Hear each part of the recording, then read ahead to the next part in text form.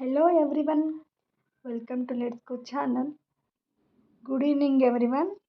ಇವಾಗ ಹೊರಗಡೆ ಅಂತೂ ವೆದರಲ್ಲಿ ತುಂಬ ಗಾಳಿ ಮತ್ತು ಮಳೆ ಇದೆ. ಅದಕ್ಕೆ ಇವಾಗ ಏನಾದರೂ ಹೆಲ್ದಿಯಾಗಿ ಸ್ವಲ್ಪ ಕುಡಿಬೇಕಂತ ಅನ್ನಿಸ್ತಾ ಇದೆ.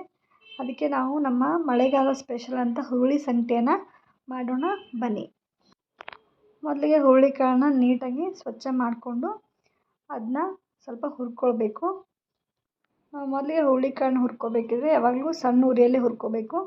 ತುಂಬ ಜೋರಾಗಿಟ್ಟು ಬೇಗ ಆಗಬೇಕಂತ ಹುರ್ಕೊಂಡ್ರೆ ಬೇಗ ಸೀದೋಗಿ ಒಂಥರ ಕಹಿ ವಾಸನೆ ಬರುತ್ತೆ. ಅದಕ್ಕೋಸ್ಕರ ಸಣ್ಣ ಫ್ಲೇಮಲ್ಲಿ ಇಟ್ಕೊಂಡು ಕಂದು ಬಣ್ಣದ ಬರೋ ತನಕ ನಾವು ಸಣ್ಣಗೆ ಹುರ್ಕೋಬೇಕು. ಇದನ್ನ ಎಲ್ಲ ಕಾಳುಗಳು ನಮ್ಮ ದೇಹಕ್ಕೆ ತುಂಬ ಯೂಸ್ಫುಲ್ ಆಗಿರ್ತವೆ. ಅದಕ್ಕೆ ನಾವು ಎಲ್ಲ ಕಾಳು ದಿನನಿತ್ಯ ನಾವು ಉಪಯೋಗಿಸೋದ್ರಿಂದ ನಮ್ಮ ದೇಹವನ್ನು ನಾವು ಚೆನ್ನಾಗಿ ಉತ್ತಮವಾಗಿ ಇಟ್ಕೋಬೋದು.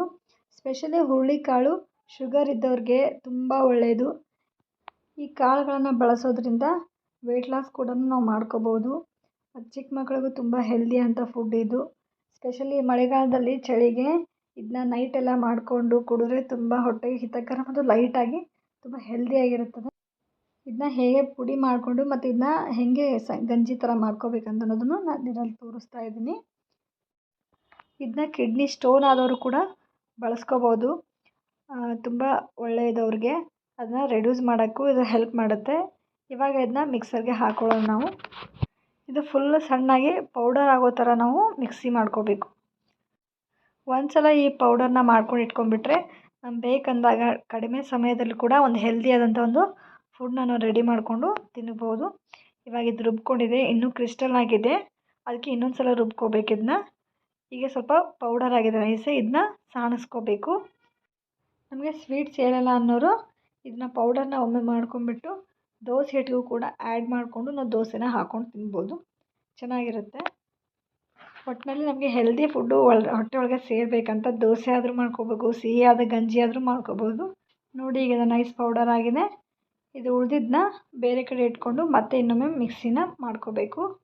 ಇವಾಗ ಇನ್ನೂ ಸ್ವಲ್ಪ ಇದೆಯಲ್ಲ ಅದು ಕೂಡ ನಾವು ಶೋಧಿಸ್ಕೊಳ್ಬೇಕು. ಶೋಧಿಸ್ಕೊಂಡ ನಂತರ ಉಳಿದಿದ್ದೆಲ್ಲ ಇರುತ್ತಲ್ಲ ಅದನ್ನು ಮತ್ತೆ ಇನ್ನೊಂದು ಸಲ ಗ್ರೈಂಡ್ ಮಾಡ್ಕೋಬೇಕು. ಅವಾಗ ಅದು ಫುಲ್ ನೈಸ್ ಪೌಡರ್ ಆಗಿ ಆಗುತ್ತೆ.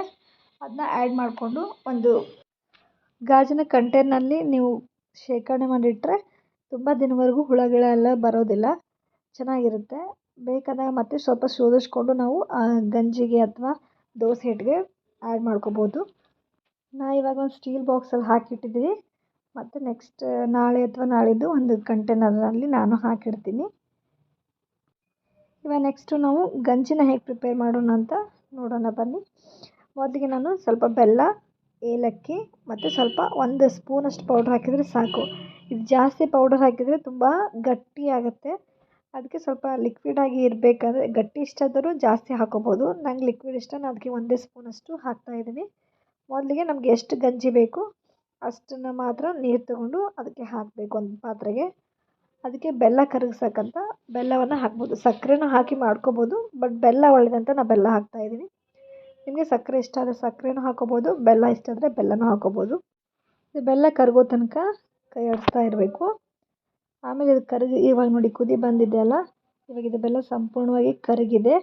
ಇದನ್ನು ಒಂದು ಸಲ ಶೋಧಿಸ್ಕೋಬೇಕು. ಅಂದರೆ ಸ್ವಲ್ಪ ಬೆಲ್ಲದಲ್ಲಿ ಗಲೀಜು ಏನಾದರೂ ಇದ್ದರೆ, ಹರಳು ಕಡ್ಡಿ ಕಸ ಈ ಥರ ಇದ್ದರೆ ಹೋಗಲಿ ಅಂತ ಇದನ್ನು ಶೋಧಿಸ್ಕೋಬೇಕು. ಶೋಧಿಸ್ಕೊಂಡ ನಂತರ ಅದೇ ಪಾತ್ರೆಗೆ ಮತ್ತೆ ಇದನ್ನ ಶೋಧಿಸ್ಕೊಂಡಂಥ ಬೆಲ್ಲದ ನೀರನ್ನು ಅದಕ್ಕೆ ಹಾಕಿ ಮತ್ತು ಸ್ವಲ್ಪ ಕುದಿ ಬರಿಸ್ಬೇಕು. ಸಣ್ಣ ಫ್ಲೇಮಲ್ಲೇ ಇಟ್ಟು ಕುದಿಸ್ಬೇಕು, ಒಳ್ಳೆಯದು.